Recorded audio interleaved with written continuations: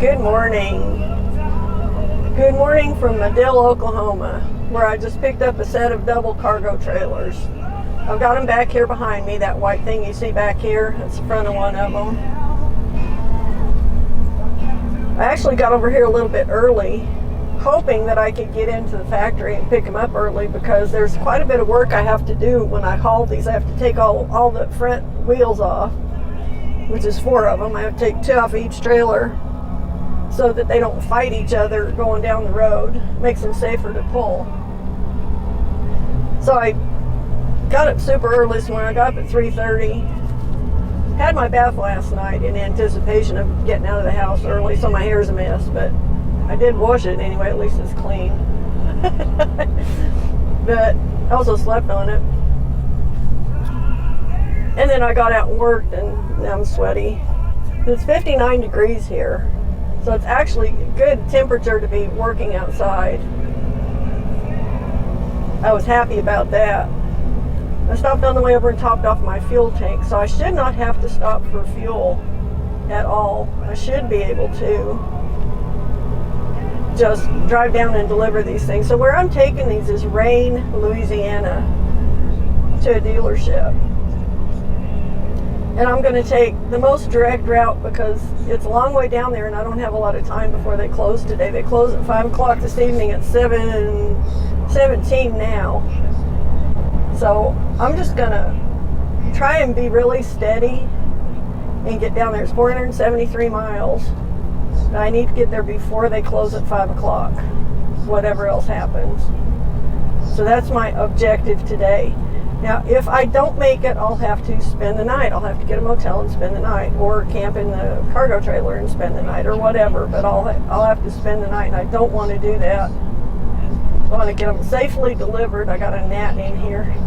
I get them safely delivered and get the heck out of there, because I'll still have enough drive time left to get part of the way back home anyway before I have to stop. So that's the plan. We will see how it all materializes, because as you know, best laid plans.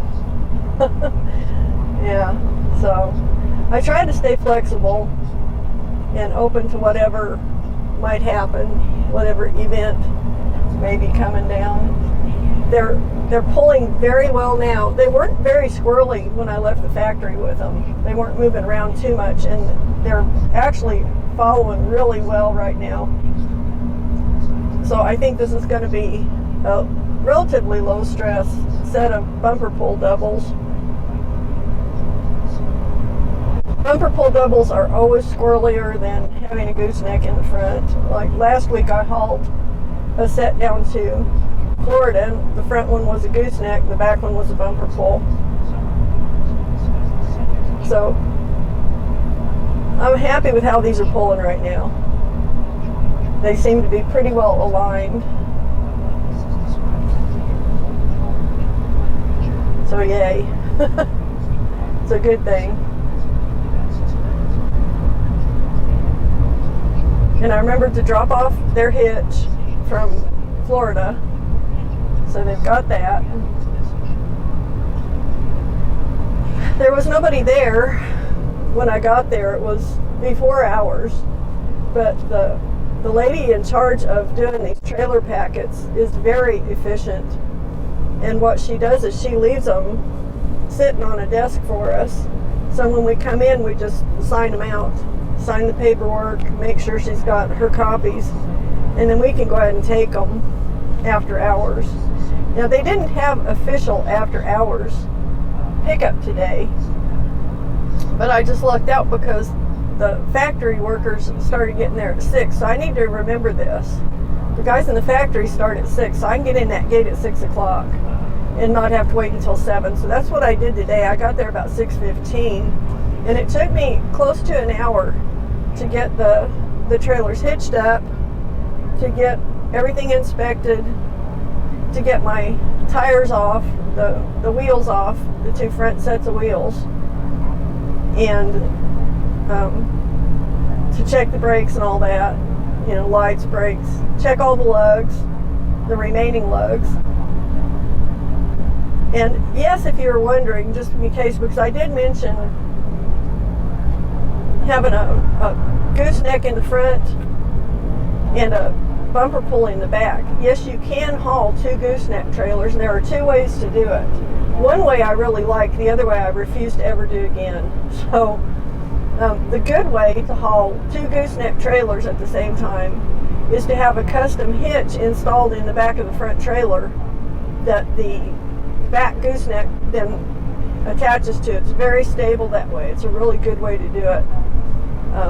And I hauled a set like that down to either Mississippi or Florida or somewhere. I don't remember exactly where they went. Might have been, I don't know, Alabama, somewhere. I think Florida, though. I think I hauled those to Florida last year. And that was a really good trip because they behaved very well, because that hitch mounted in the back of the first trailer was really solid. And I didn't have any trouble with those. I could run at highway speed. The way that I will never do it again is by using the rolling dolly that you hook up your first gooseneck trailer, and then you have a dolly that's a bumper pull dolly that hitches to the back of your first gooseneck with a ball hitch. And then the dolly has a gooseneck connector on it, on top of it. It's got 4 wheels, so it rolls. It's just terrible. And then you put your other gooseneck on top of the gooseneck, mounts up to the top of the dolly to that hitch. I will never use that again. That was the squirreliest, most horrible method I ever used to tow any kind of doubles. And it was because of the bumper pull hitch in between the 2 gooseneck trailers. Talk about bad. I will never, ever do that again. Never. Just simply will not. I refuse. Refuse to use those things. I think they're dangerous. I think they're ridiculous. I just have no interest in that whatsoever. And I only towed one set with the good kind of connector, where it was bolted down in the back of the front trailer. So they don't do that very often, I guess. But never again, or the other for me. Never ever again, no. I hauled a set of those out to New Mexico, I think, and it was a slow, squirrely trip. The back trailer was all over the place because of that stupid bumper pull dolly in between them. That was a nightmare. So yes, you can haul doubles that are both goosenecks. The most stable configuration, though, is, well, the 2 most stable configurations are a bumper pull on the back of a gooseneck, or the gooseneck with the custom mounted hitch bolted to the floor of the front gooseneck. Those are the 2 most stable configurations. So anyway, everything you never wanted to know about pulling double trailers.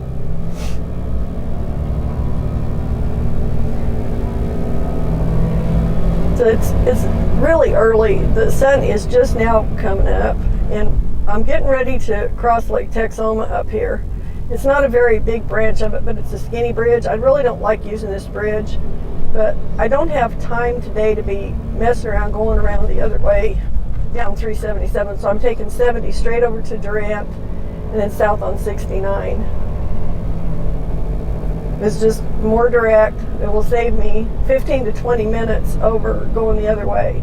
If this was a shorter run and they weren't closing at 5, it wouldn't be a deal, but you know, we're far away and they do close at 5, so I'm not wasting any time veering off of the fastest known path. And this is a path that has the most 4-lane roads involved too, so I won't be really obstructing as many people once I get onto the four lane in the interstate. I'll be running I-20 and I-49 today. Don't really want to, but that's the most efficient route, the fastest. You know, 49's not so bad.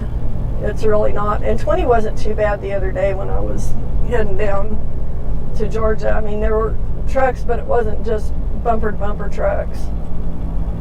So I'm not worried about trucks anyway, pulling doubles, because I can't run as fast as most trucks can run with these. I'll probably be able to luckily run 60 to 65 is probably going to be my pace, somewhere between 60 and 65. Every set of doubles is different though, so I don't know. I may be able to go a little faster, I may have to go a little slower, but these are really behaving well, so I'm going to say I might be able to edge it up a little and do 65. We will see. Just keeping an eye on things back there, making sure everything looks good. So I'm confident that my lugs are tight, properly tightened, torqued for the wheels that remain. So instead of having 8 wheels on the ground back there, I've got 4 wheels on the ground, 2 on each trailer. Creates far less conflict between the 2 trailers, being bumper pull hitches. So they're not fighting each other. When they both got 4 wheels on the ground, the front one, your front trailer, anytime you're pulling a trailer, there's a little bit of sway to it. You may not see it very much, but there's a little bit of sway that goes on naturally when you're pulling that trailer because there's only one point of connection to the truck. It's just that ball hitch. When you've got 2 bumper hitch trailers, they both have a little sway. And if they start swaying out of sync with each other, that's when you start getting the fishtailing on the back trailer that can end up putting you out of control and then flipping the trailer. We don't want that. It's not what we want. That's what we will avoid at all cost, all day today. So I'll be gauging it as I go. You know, how fast can I run? You know, how are they going to behave back there? And I'll just have to play it by ear. If I can run 60, I should be able to get there in about 8 hours. And that's my objective. See, 7:15 I left, so 8, 9, 10, 11, 12, 1, 2, 3. So that would put me there sometime between 3 and 4, which would be awesome. If I can do that, I'll be a happy camper. And I'm also hoping that I don't have to stop for fuel again. I've got about 50 gallons of fuel on the truck right now. And if I can make 10 miles to the gallon, that'll give me just enough to get there. I'll just squeak in. Right now I'm getting 11 and a half to the gallon, so I might do just enough better where I don't have to stop for fuel until I drop the trailers, which would be optimally pleasing because I won't have to spend the time stopping and topping off the fuel. And I won't have to try and find a fuel stop I can get into with 2 trailers behind me, which sometimes can be a real pain in the butt. You'd be surprised. But we will see.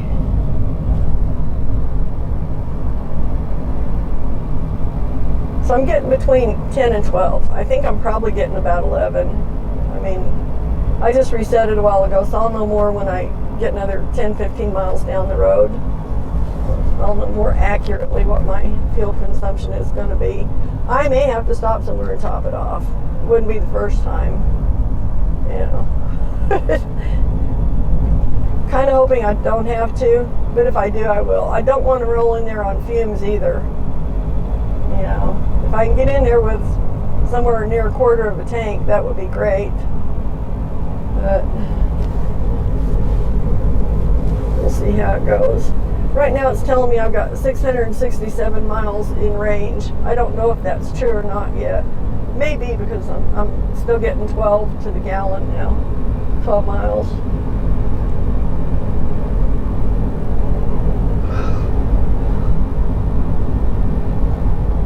So this is Kingston, Oklahoma. We are on Highway 70. I've got a truck over here in the right lane. That right lane dies off. It's a turn lane. I don't know what he's doing. I don't know if he's trying to be smart and get around me or what, but we're getting ready to get on the skinny bridge. No, he's coming over now. I think he was trying to get around me and decided he couldn't, which I'm not going fast. This is a 55 mile an hour zone. And I don't want to hit this bridge doing any faster than that for sure. It's a skinny, miserable, wretched bridge. And I hate crossing it with just my truck. I seriously hate crossing it with any kind of trailer. most of all doubles. So here we go. Yeehaw. This is Lake Texoma. Sunrise over Lake Texoma. How cool is that?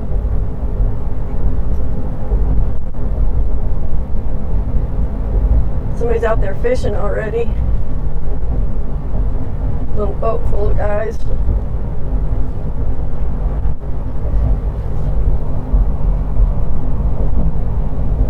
This is a major fishing lake.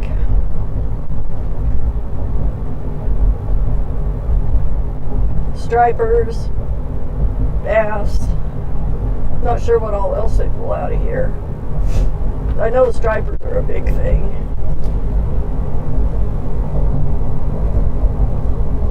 Imagine there's some giant catfish down in there.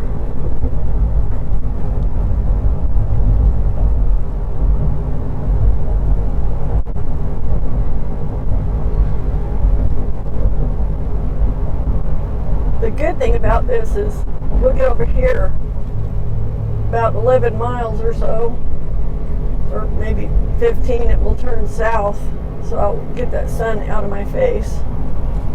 I've just got to make it through this segment. It's annoying.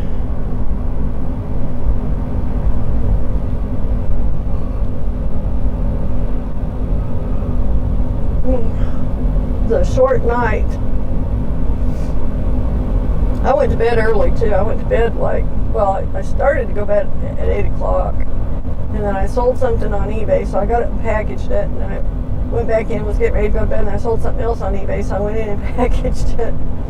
So Bill didn't have to mess with it, so he can just run them to the post office this morning.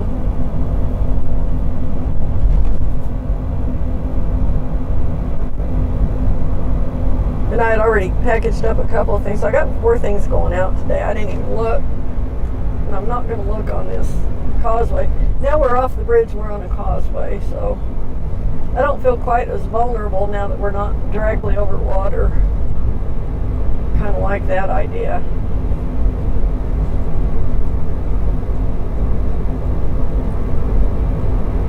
I mean, that bridge can give me nightmares. Okay, evidently I'm good. I don't have anything else that's going out today. Yay.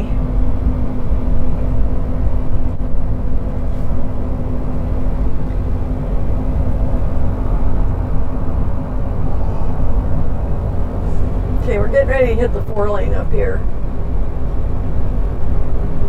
And I would be glad to do that. Let this truck get around me. He's not up on my butt. I'll give him credit. He's hanging back and giving me room to operate. I appreciate that greatly. A lot of people don't know or don't care to give you enough room to maneuver. This guy is one of those who does, so yay.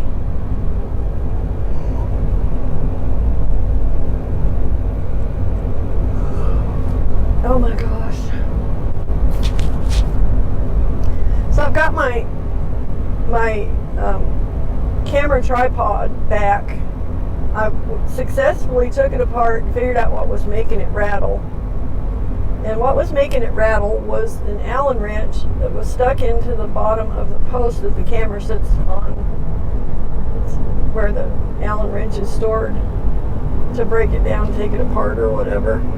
So I'm extremely happy that I have a quiet tripod now. It will no longer rattle. And it's reinstalled in the truck, so I have my camera back where I want it, back here with me. It's just right here.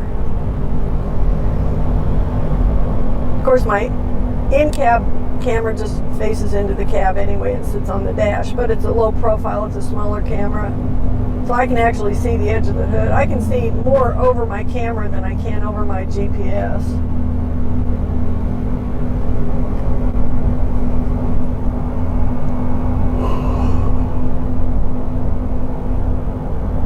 So I don't know if you are watching my brother's videos at Backroads of Colorado. It's his channel, and I've got it linked on mine. If you haven't been watching those, go watch his latest one, because he crosses a mountain pass from Colorado into Wyoming, and the aspens are all red and golden. It's just absolutely beautiful. It timed it perfectly.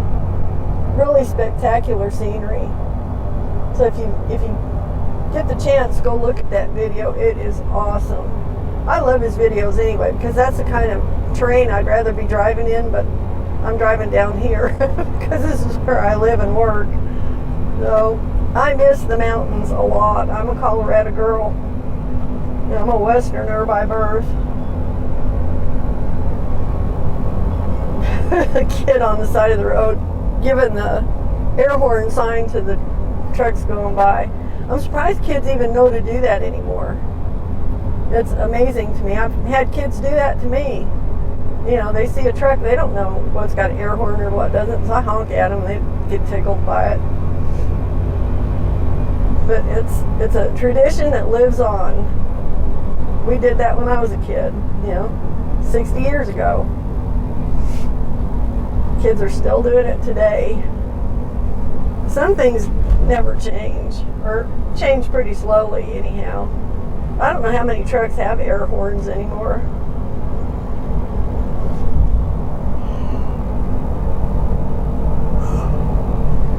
I think they're mostly electronic horns nowadays. But whatever, kids don't know that. If you see a kid doing that, honk at them for Pete's sake. Give them a thrill.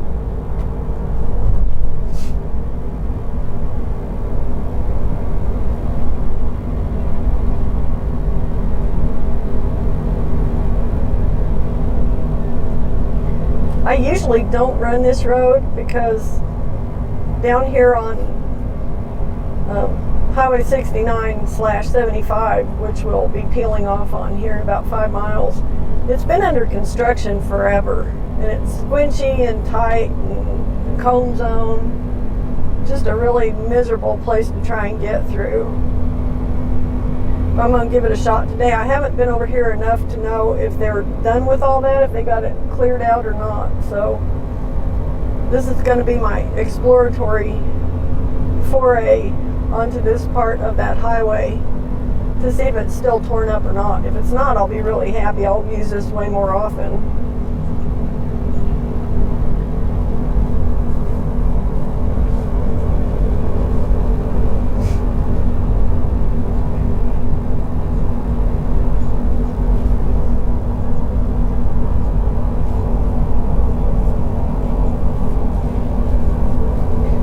Got my little sleeves today, my Farmer's Defense sleeves. This one on this arm works its way down a little bit. I don't know if the elastic is starting to wear out in it. But I've worn these a lot. It could be just getting worn out. But I still like them. Best idea ever for a hot, miserable climate. If you want to cover your arms and not cook them, and you don't really want to wear a long sleeve shirt. I can't say enough good stuff about these, actually. And there's another facet to this that I haven't really said anything about because I just haven't thought of it, but I don't know if you can see there's stitching there in the wrist area. There's actually, the way they make these, there's a hole you put your thumb through. My arms are so long, if I did that, they'd only come up to here, so I sewed those shut so they don't get hooked on my hitches. And it gave me an extra 3 inches in sleeve length, which is what I need because I've got really long arms. Seriously, I can tell you, I've been medically measured and my arms are the length of a man who stands 6'2". You're supposed to be as wide from fingertip to fingertip as you are tall to be perfectly proportioned. I'm not perfectly proportioned. My arms are 2 inches too long, or an inch too long each, actually.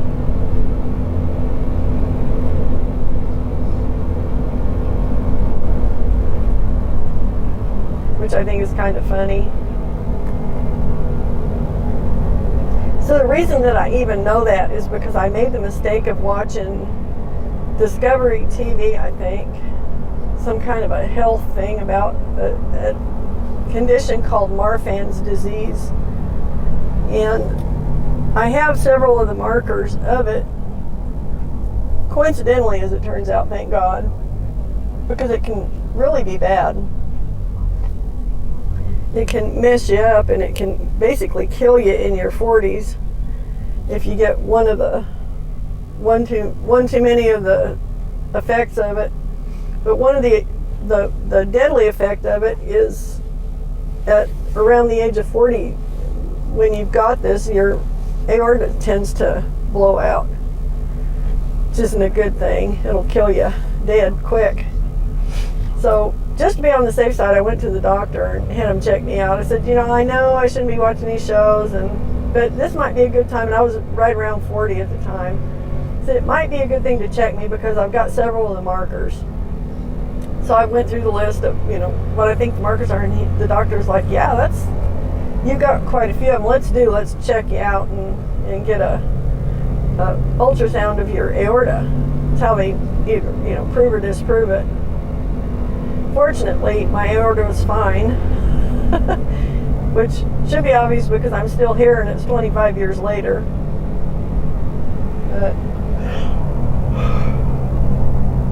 But while we were checking out the markers, he measured me fingertip to fingertip, and he says, wow, he says, you got a long wingspan, woman. I'm like, I know, right? And it came in handy because at the time I was a cop. So when there was a bar fight, I could go get between the people fighting and hold them, better than 6 feet apart. So I made use of my long arms as a cop. Isn't that amazing? Yeah, okay. Anyway. Another mile till we turn off. We're going to take the loop and then we'll pick up 69 over here in a couple miles. Then we'll see how torn up it is today. I hope it's all done. I hope it's fixed. It'd be nice if it was good road now. But I think the last time I came through here was sometime last year that I actually got down on that part of the road. And I think I'm pretty sure it was still torn up then.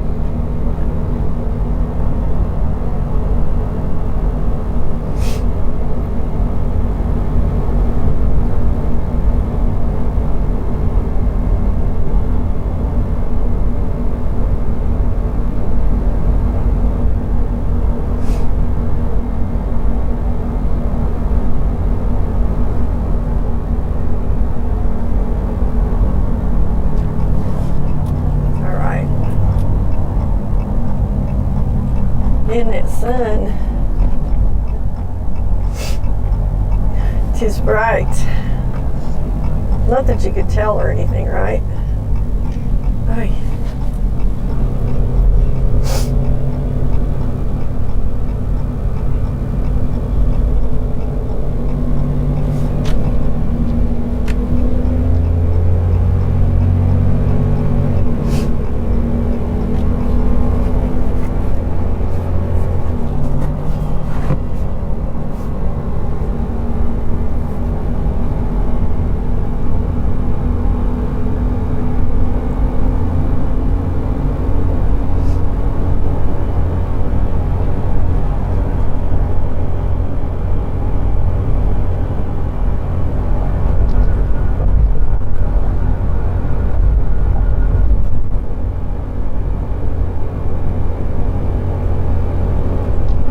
Evidently it's still torn up. Yuck. Oh well, we'll get through it. So there's no delay there, so that's a good thing, I guess. And this set is handling real well at 62, 63 miles an hour. That's a good omen. If I can run 63 all the way down there, I can make it by 5. Well before 5. If I don't have any delays. Knock on wood for that. Not that that's wood, but that's the closest thing I've got to knock on. And no, I'm not a blockhead, so that's not either. least I don't consider myself a blockhead. Some people might.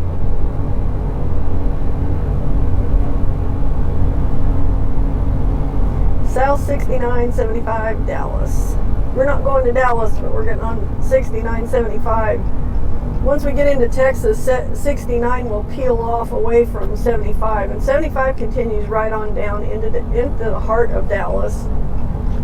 69 will take us over through Greenville and down to I-20, way out east of Dallas, which is what we want. We want to stay as far away from Dallas as we can.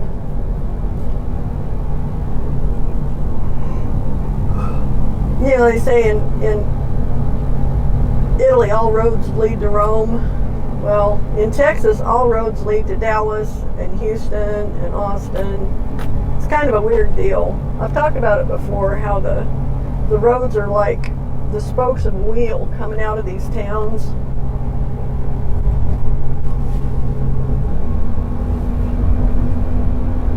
Okay, this is much better than it used to be. Wow.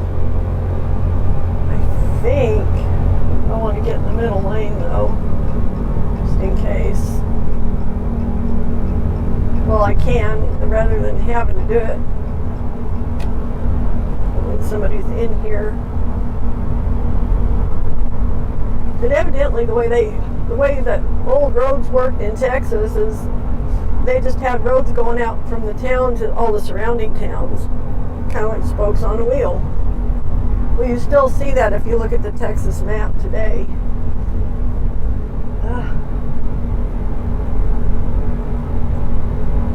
So it's very difficult to bypass Dallas or Houston or any other bigger town because all roads tend to want to drift toward the center of that town.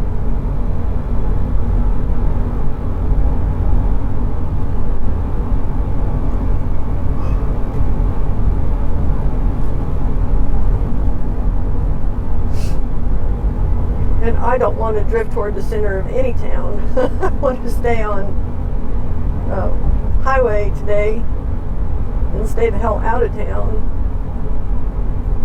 and just make steady progress. I can't run super fast, but I can run steady.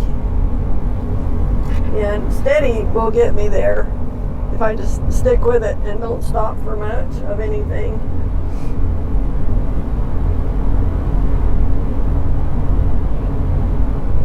Okay, these things are doing good. It's like I got a trooper up here. Some kind of officer, anyway. I'm going to go ahead and get on over.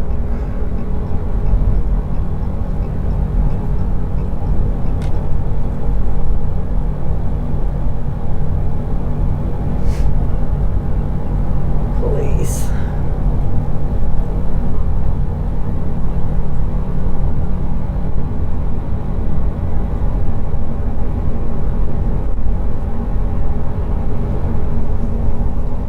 This is a lot better than it was the last time I was through here. Still got the Jersey barrier up on that side though, and I hate those things. Especially when I have to run right up next to them. So I'm just staying over in this lane for the moment. Sometimes I've got a guy back here on my fender well. There he goes.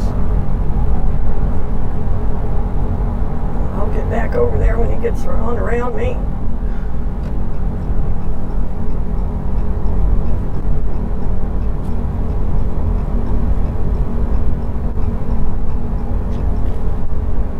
This is a super heavy trucking route, and I have not seen one truck out here this morning. That's a little odd. Kind of really unusual. Oh, there's one. Okay, so they're out here. I just am not running in a pack with them, I guess. There's another one. I'm starting to think something was going on. There's something weird.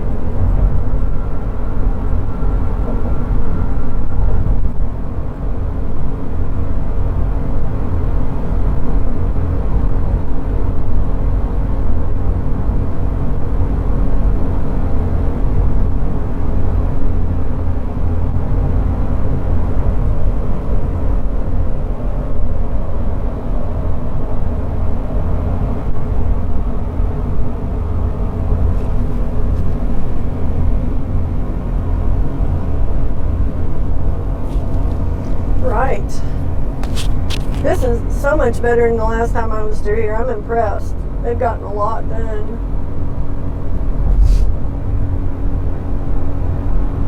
So much better.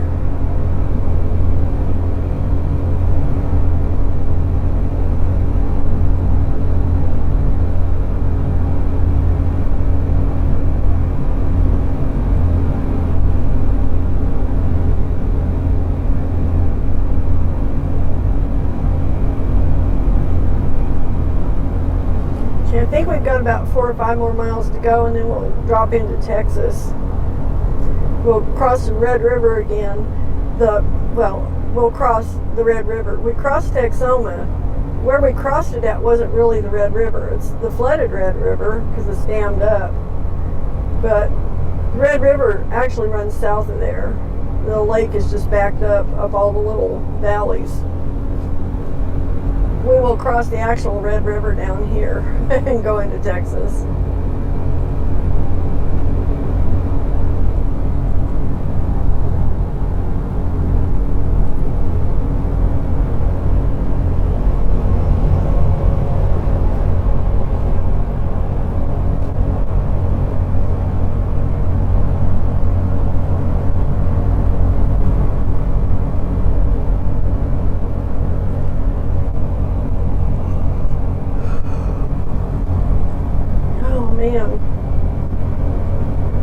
I hate when I get the yawns like this, but I just get them. Nothing I can do about it. Just yawn away. Just wondered if he was going to answer me. Rodney Star Loadmaster.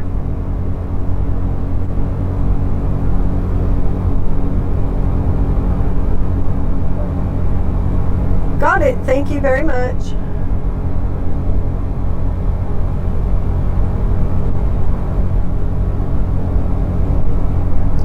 Cool.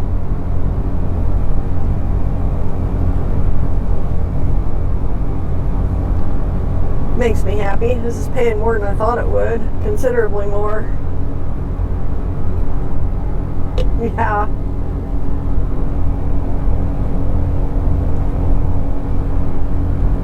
It seems to me, and I may be wrong, but it seems to me that my rates have gone up since Rodney Loadmaster took over. And I'm not sure exactly why, but I'm loving it. Heck yeah. This is gonna gross me about 200 more than I expected, which kind of takes the sting out having to get up so early and come get them and trying to get them delivered by 5. I've been stressing out over this all weekend. How am I going to get them there by 5 if I can't pick them up till 7? Because it's going to be 8 before I can leave with them. Actually, it would have been about 8:15 if I had to wait till 7. Which, it's not even 8 o'clock yet, so it would have been another 20 minutes just getting it ready to go. So you can't skip out on the steps of getting them ready to go. You have to do it. You have to do all your checks and all your inspections correctly. You know, you can't just go half-assed with them. That'll get you in trouble. They'll get you in serious trouble. Can get you hurt or killed, or get somebody else hurt or killed. Which we don't want any kind of that negativity. Not allowed.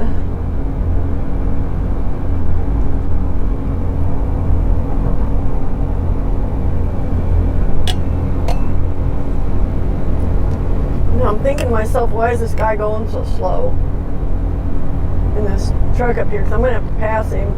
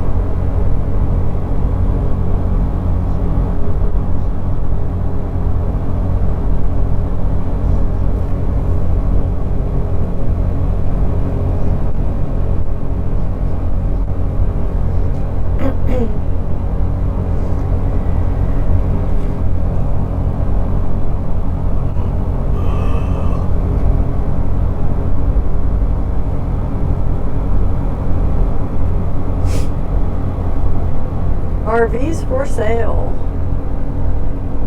Big RV place.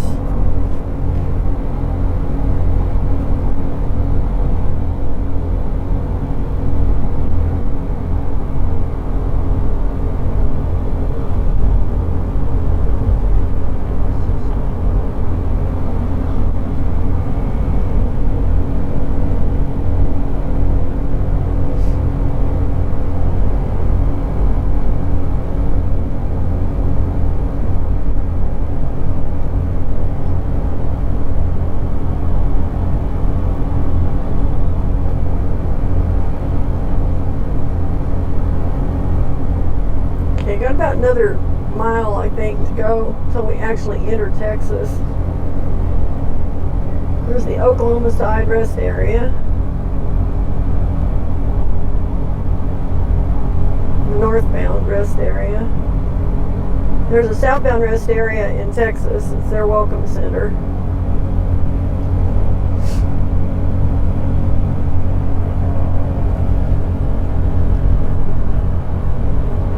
There is a way station on this road, but I think it's back behind me, but it's on the northbound lanes. Pretty sure there's not one open in Texas anyway. There's a pullout for it, but I think it's one of those that might be set up as a rolling way station where they come in occasionally or whatever, but I've never seen them functioning there, never seen them operating. So I'll see what they're doing today. If anything.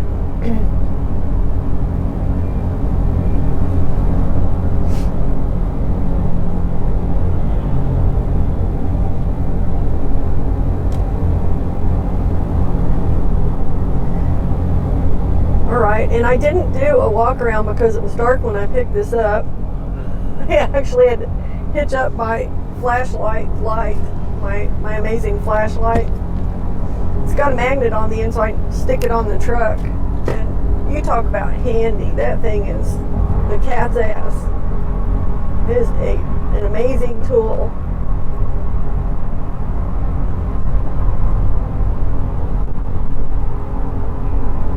Okay, now we're crossing the Red River. This is just the river. The dam is that away from us. I can see the dam from here.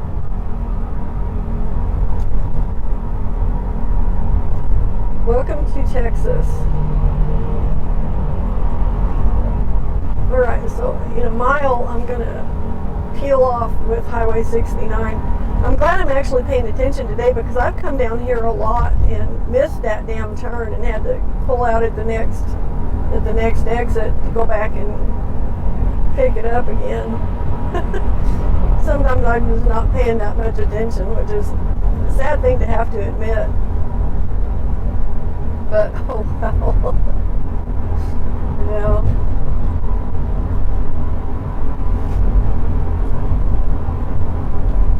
Okay, evidently their way station here is not open. Doesn't surprise me, I've never seen it open.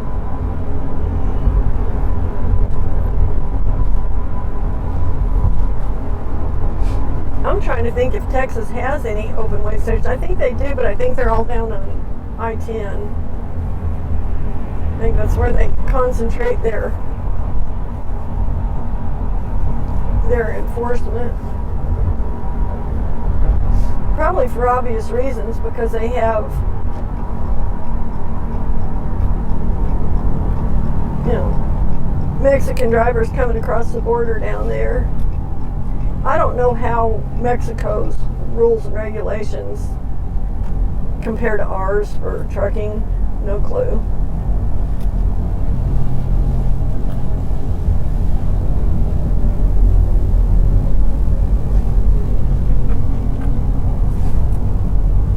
But I imagine that's something that our DOT keeps close tabs on.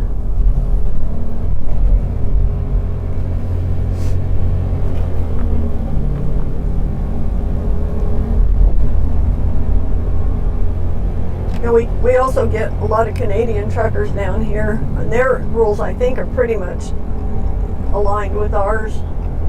They're pretty close, pretty much identical. I know I can drive commercially in Canada. on my CDL here, so I think it's a reciprocal type deal. Not that I do, or not that I ever have. I almost went there once. I almost got sent up there with a trailer a couple years ago, but it didn't materialize. And I think it was late enough in the year that I didn't really want it to materialize because it would have meant snow.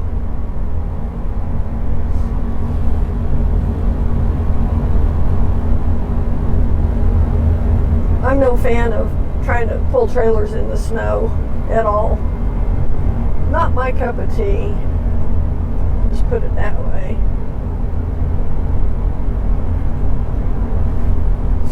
Okay, we are now on Highway 69, and we're going to head southeast down to Mineola. And between Mineola and Tyler, we'll get on Interstate 20. So I think I'll go ahead and stop videoing for now and pick it back up when we cross over into Louisiana maybe. So I will see y'all in a bit.